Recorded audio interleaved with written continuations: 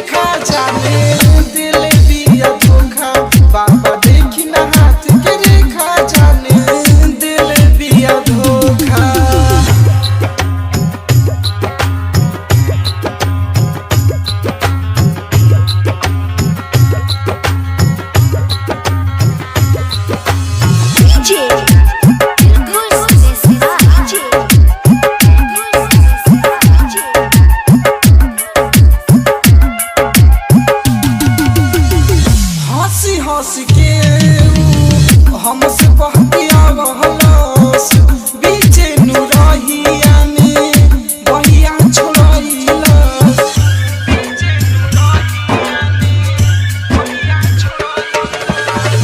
हंसी हंस के हमसे बीचे नुरहिया में बहिया छोड़लस। पैसा पूरा सोख के गइल जैसे सोखे पन सोखा। पैसा पूरा सोख के गइल जैसे सोखे पन सोखा। बाबा देखी ना हाथ के रेखा। बाबा देखी ना हाथ के रेखा जाने दिल दिया धोखा। बाबा देखी ना हाथ के रेखा जाने दिल दिया धोखा।